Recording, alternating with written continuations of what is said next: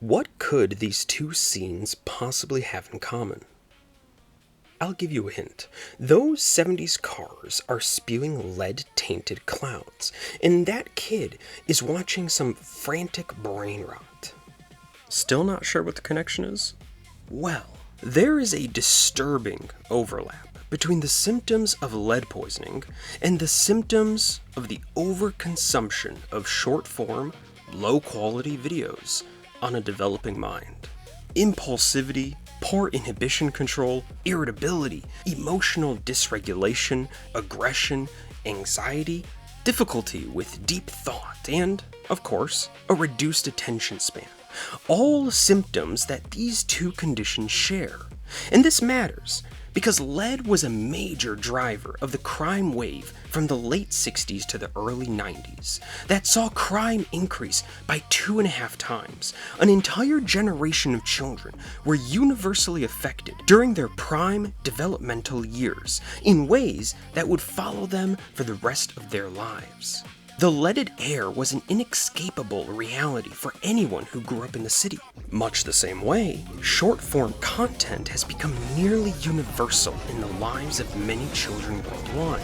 The old Disney Channel sitcom machine is essentially dead. A couple of shows still limp along, but kids have largely abandoned that kind of structured storytelling for TikTok, Love Island clips for whatever godforsaken reason, and cheap animated slop that's easy to mass produce and chop into 15-second dopamine hits.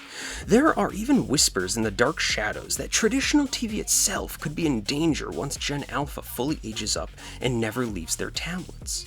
But what if there's a greater danger? Lead caused a crime wave that shook America for half a century. Could Brainrot do the same? Youth crime is already rising, but maybe that was just lockdown scrambling their brains. Or maybe the COVID lockdowns simply accelerated problems that were already taking root. To learn more about what the future has in store, let's dive into a tank of leaded gasoline and travel back to the groovy 60s. Lead in the gasoline. Lead in the gasoline. Sweet to the machine. Mean underneath the sheen. Imagine you're a kid in the summer of '65. You're flying down the street on your Schwinn, tires humming over the hot blacktop of a cookie-cutter neighborhood where every ranch house is a mirror of the next. The air smells of clipped grass, charcoal grills, and warm asphalt. A big, chrome-bumpered sedan rolls past, windows down. Its scratchy radio spills out a bright, familiar tune. Something that makes your feet push the pedals harder, even though you don't know the words. You feel invincible. The world is just sunshine and speed. What you don't know is that every breath is carrying something heavier than summer air. Invisible particles of lead riding the exhaust of nearly every car on the road are slipping into your lungs with the same ease as the smell of the cut grass. It settles on the sidewalks, the swings, and the toys you forgot outside. It's so pervasive even after the sun goes down and you're tucked under the covers in your quiet bedroom. It's in the air around you.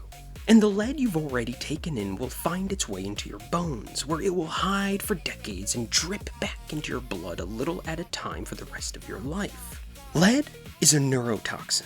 In the brain, it interferes with how neurons communicate, shrinks gray matter in critical areas, and damages the prefrontal cortex, the part of the brain that handles executive function, impulse control, attention, and decision-making. The effects on a developing mind are especially severe because lead effectively prevents proper brain development. It quietly rewrites the systems that should help you pause, plan, and resist impulse or aggression.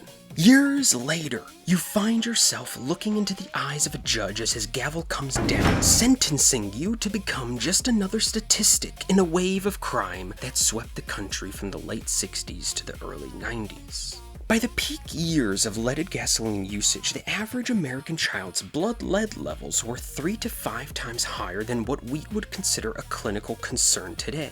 Gen X was the generation most affected, but boomers and older millennials were as well. And this wasn't just an American problem. Nearly every country in the world used leaded gas. In some places it overstayed its welcome until 2021, when Algeria finally became the last country to stop selling it.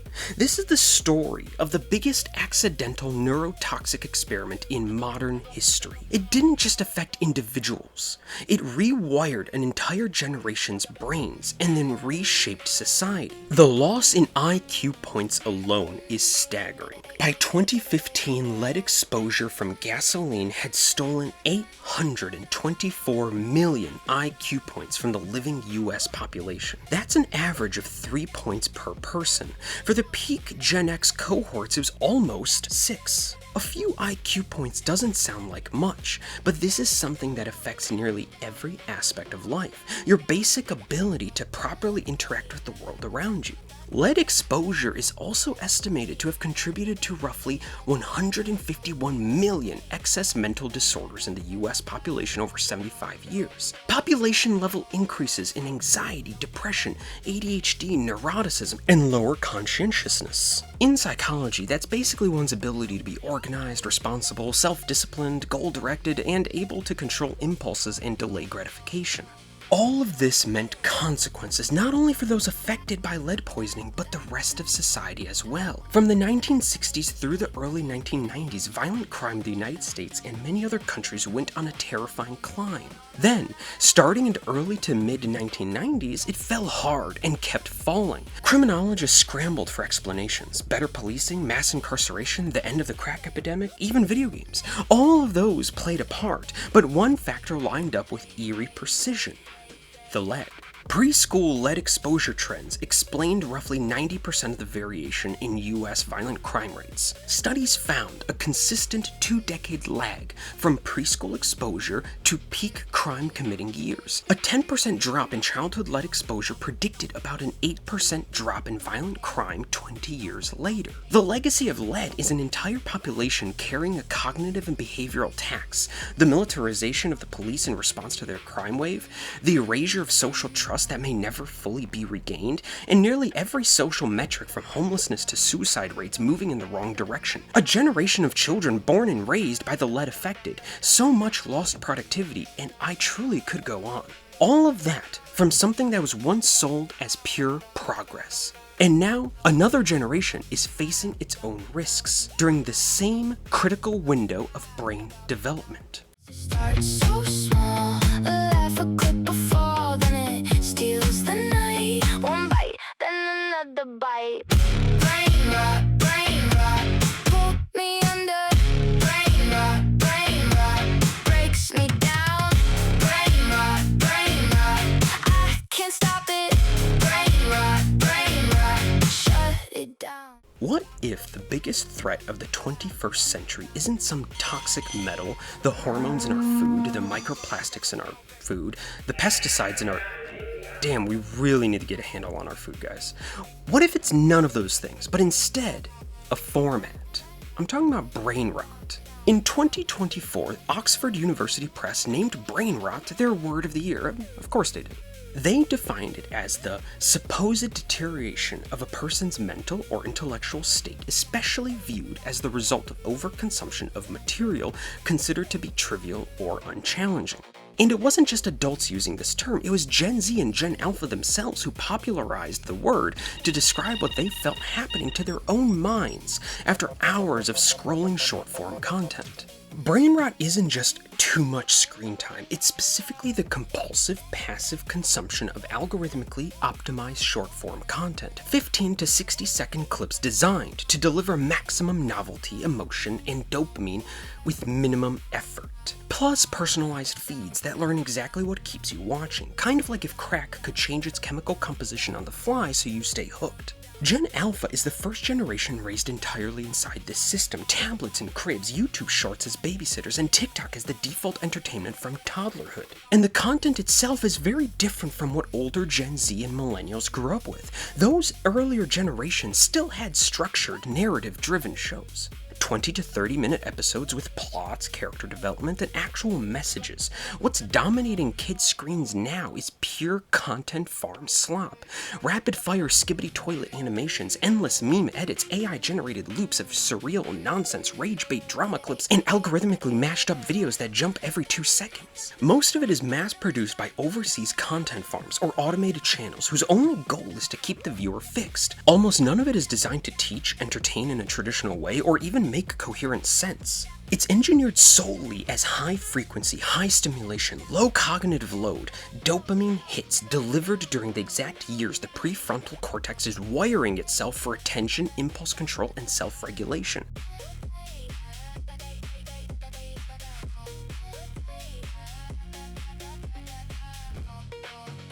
The platforms are engineered for one thing: engagement. Every swipe is a tiny hit. Over time, the brain adapts. It starts expecting constant novelty. Sustained attention becomes harder. Boredom becomes intolerable. The same impulse control and attention systems we saw damaged by lead gets less practice and begins to weaken. One study put preschoolers in MRI scanners and found that the kids with higher screen use, above the guideline of just 1 hour per day, already showed noticeable differences in brain structure.